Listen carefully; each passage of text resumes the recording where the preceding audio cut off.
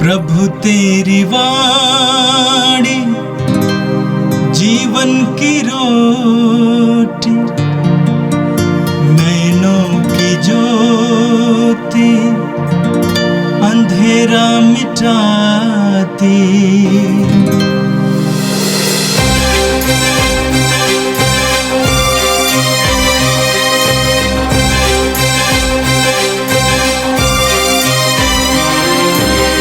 प्रभु तेरी वाणी जीवन की रोटी, नैनों की ज्योति अंधेरा मिटाती। प्रभु तेरी वाणी जीवन की रोटी, नैनों की ज्योति अंधेरा मिटाती। वाणी वाणी वाणी वाणी वाणी पवित्र है, शाश्वत है, जीवन का मन्ना है। 2 जून शुक्रवार। पहला पाठ प्रवक्ता ग्रंथ अध्याय 44 पद संख्या 1 और 9 से 13 तक। हम पीढ़ियों के अनुसार अपने लब्ध प्रतिष्ठ पूर्वजों का गुणगान करें। कुछ लोगों की स्मृति शेष नहीं रहती, वे इस प्रकार लुप्त हो गए हैं मानो कभी थे ही नहीं। वे इस प्रकार चले गए हैं मानो उनका कभी जन्म ही नहीं हुआ, और उनकी संतति की भी दशा यही है। जिन लोगों के उपकार नहीं भुलाए गए हैं उनके नाम यहाँ दिए जाएंगे। उन्होंने जो संपत्ति छोड़ दी है वह उनके वंशजों में निहित है। उनके वंशज आज्ञाओं का पालन करते हैं और इनके कारण इनकी संतति भी। उनका वंश सदा बना रहेगा और उनकी कीर्ति कभी नहीं मिटेगी। यह प्रभु की वाणी है। संत मार्कुस के अनुसार पवित्र सुसमाचार अध्याय 11 वाक्य 11 से 26 तक। ईसा ने यरूशलेम पहुंचकर मंदिर में प्रवेश किया।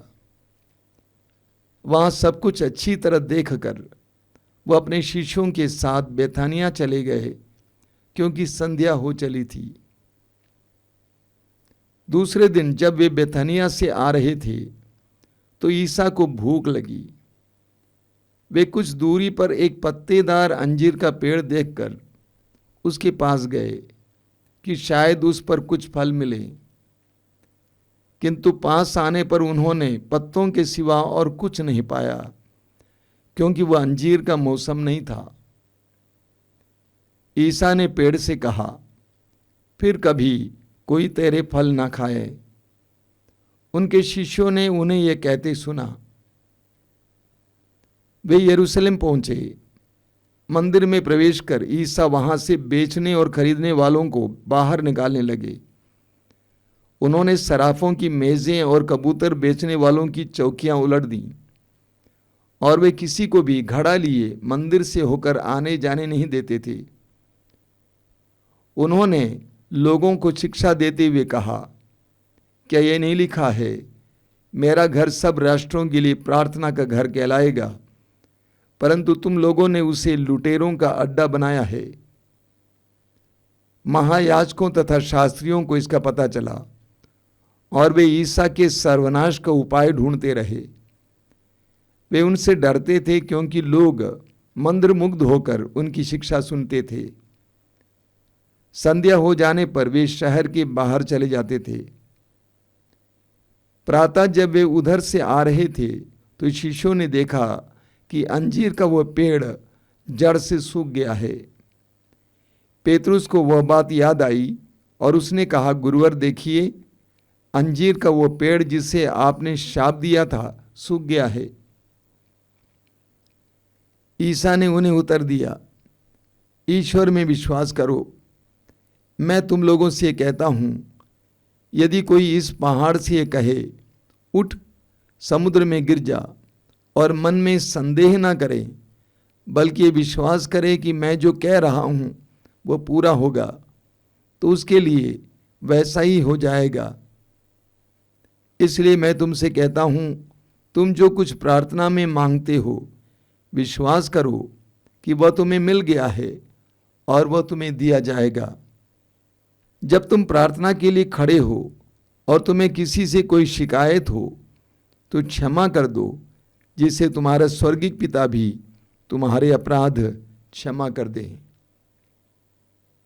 ये प्रभु का दिव्य सुसमाचार है।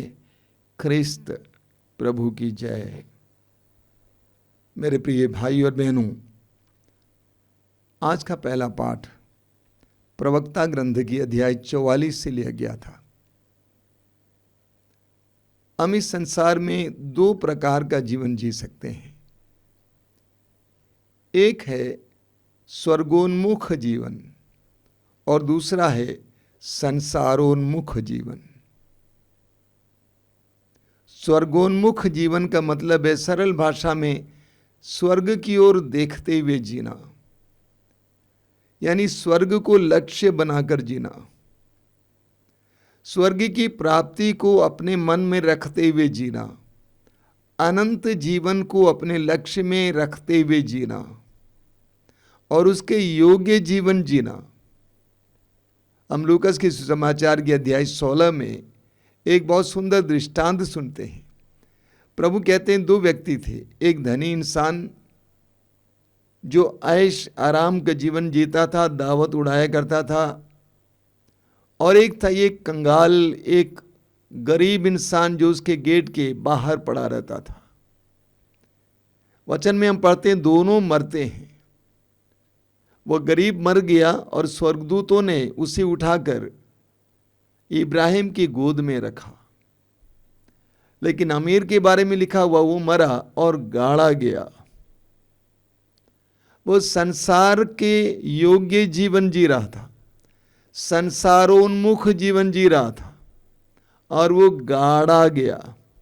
उसी अध्याय में प्रभु यीशु लूकास अध्याय 16 में एक दूसरा दृष्टांत सुनाते हैं, एक बेईमान कारिंदे का दृष्टांत। जब उसको पता चला कि उसको मालिक उसको उसके काम से हटाने वाला है, तो उसने सारे कर्जदारों को बुलाया और उनके कर्ज को कम करके लिखवाया, ताकि बाहर हटाए जाने के बाद वे अपने घर पे उसका स्वागत करें। मालिक ने उसकी तारीफ की, उसकी प्रशंसा की। और प्रभु यीशु आगे कहते हैं कि तुम इन सारी चीज़ों को इस तरह उपभोग करो कि तुम्हें बाद में लाभ आए। यानी इस संसार में रहते हुए सांसारिक चीज़ों को उपभोग करते हुए हम स्वर्ग के लायक बन जाएं, स्वर्ग प्राप्त करें। जो स्वर्गोन्मुख जीवन जीते हैं वे इस प्रकार का जीवन जीते हैं, लेकिन जो संसारोन्मुख जीवन जीते हैं उनके लिए संसार ही सब कुछ है। संसार की ओर को लक्ष्य बनाकर जीते हैं। संसार में संपदा संपत्ति बटोरना, खाना पीना, कपड़ा लत्ता, ऐश आराम, मनोरंजन आदि चीजों में लिप्त रहना,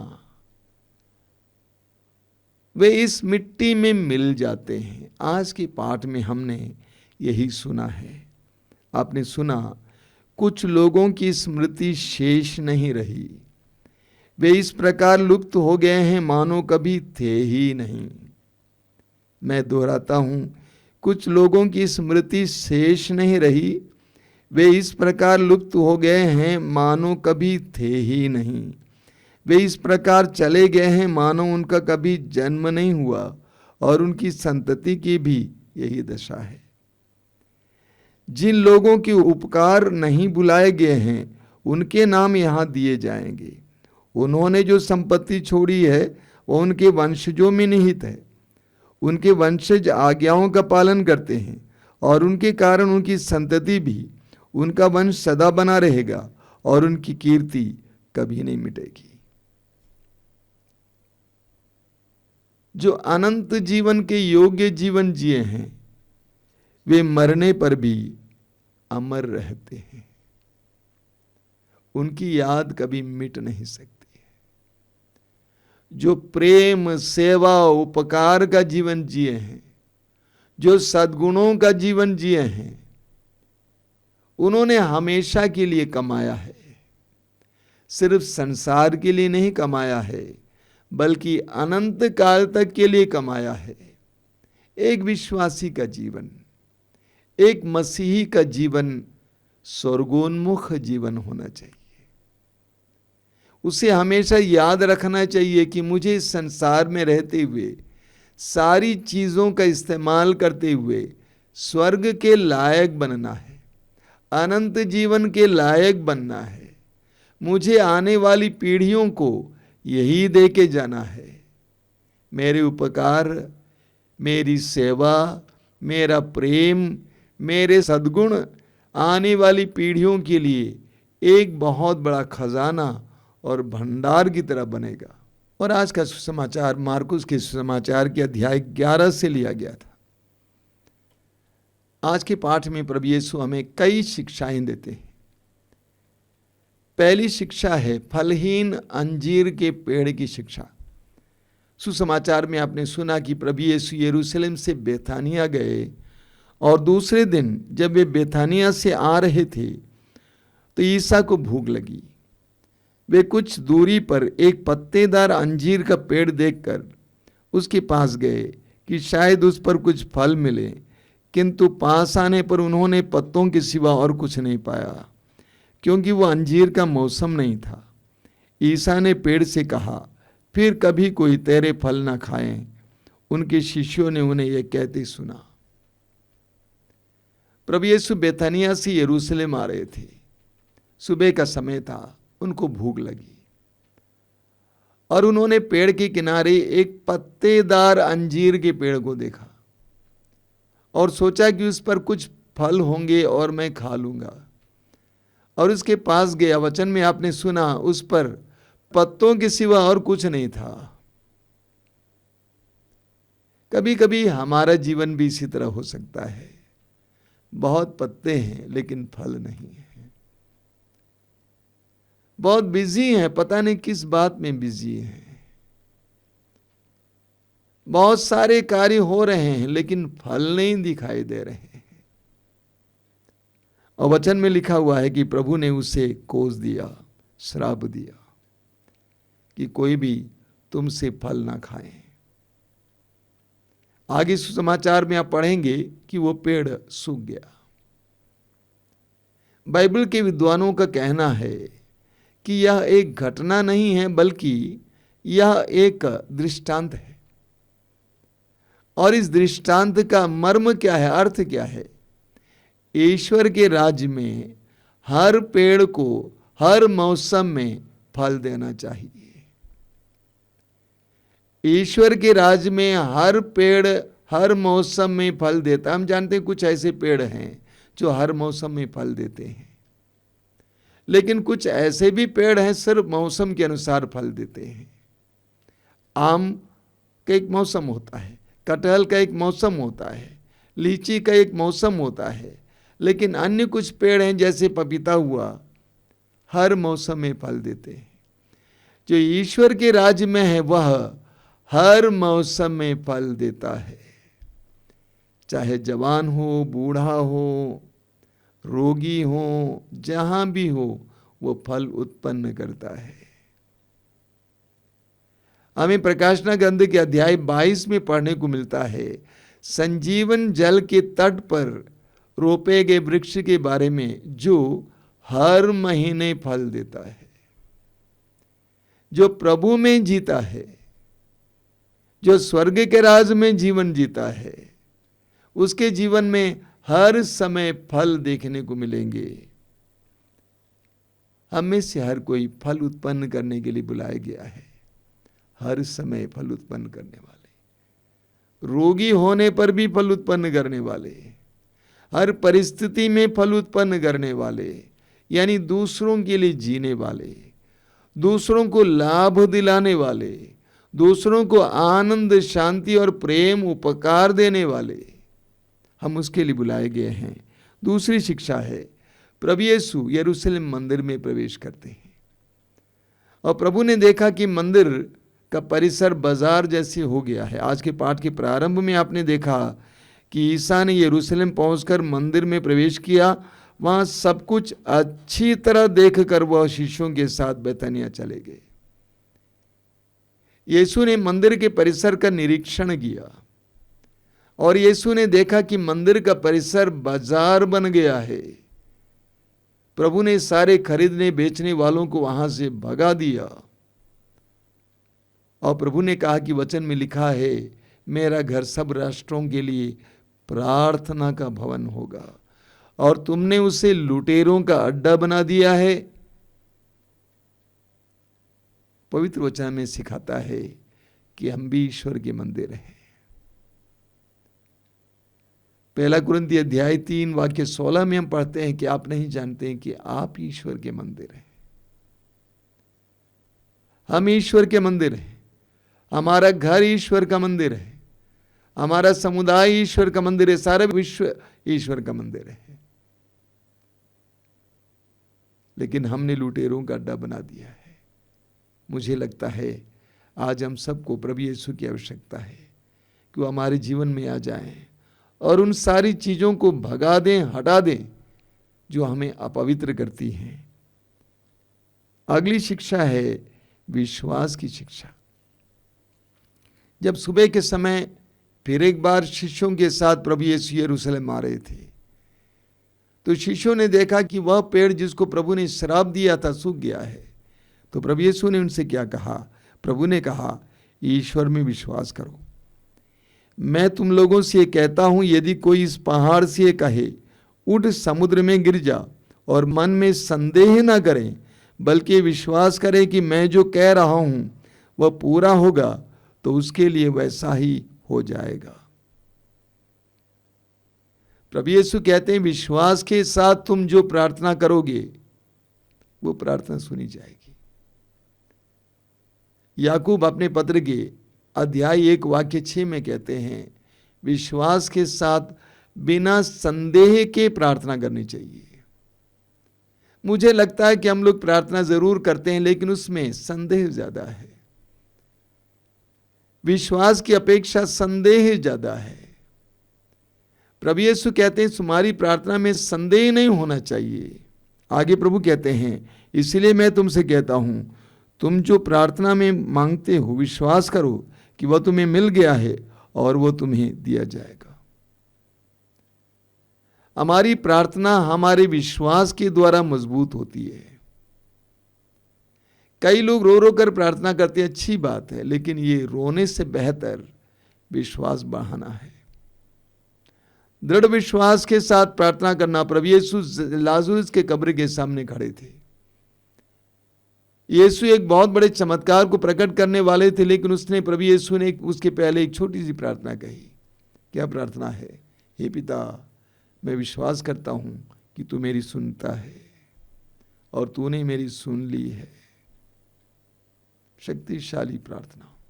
हमारी प्रार्थना को भी विश्वास के द्वारा और मजबूत करने की जरूरत है। अगली शिक्षा है क्षमा की आवश्यकता के बारे में। प्रभु कहते हैं, जब तुम प्रार्थना के लिए खड़े हो और तुम्हें किसी से कोई शिकायत हो तो क्षमा कर दो, जिससे तुम्हारा स्वर्गीय पिता भी तुम्हारे अपराध क्षमा कर दे। क्षमा देने से ही तुम्हारा स्वर्गीय पिता तुम्हें क्षमा देगा, और तुम्हारी प्रार्थना सब तभी सुनी जाएगी जब तुम दूसरों को क्षमा करोगे। कुल मिलाकर मैं कहूंगा, आज के सुसमाचार में प्रभु हमें बताते हैं कि हमें फलवंत बनना है, हमें पवित्र बनना है, हमें विश्वासपूर्ण प्रार्थना करनी है। लेकिन हमें फलवंत होने के लिए, पवित्र होने के लिए, हमारी प्रार्थनाओं को मजबूत होने के लिए अति आवश्यक बात है क्षमा। अगर हमारे हृदय में दूसरों के प्रति क्षमा की कमी है तो हम फलवंत हो सकते हैं, न हम पवित्र हो सकते हैं, न ही हमारी प्रार्थनाएं मजबूत हो सकती हैं। आज हम प्रभु से प्रार्थना करें कि प्रभु हमें इन सारी बातों का मर्म सिखाएं। आइए हम प्रार्थना करें। अपनी आंखें बंद कीजिए। प्रभु यीशु, धन्यवाद देते हैं आज के इन पवित्र वचनों के लिए। हम तुझे धन्यवाद देते हैं कि तेरे पवित्र वचनों के द्वारा तू हमें जीवन का मर्म सिखा रहा है, जीवन में आवश्यक बातें सिखा रहा है। तू चाहता है कि हम फलवंत बने, फल उत्पन्न करने वाले बने, तू नहीं चाहता है कि हम सिर्फ पत्तेदार बने रहें, बल्कि हम फल उत्पन्न करने वाले बने। तू चाहता है कि हम लोग विश्वास के साथ प्रार्थना करें।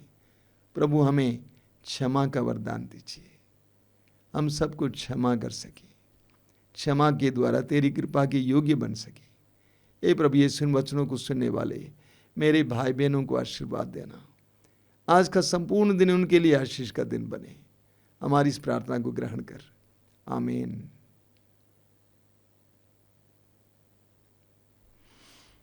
प्रभु तेरी वाणी जीवन की रोटी, नैनों की ज्योति अंधेरा मिटाती। वाणी वाणी वाणी वाणी वाणी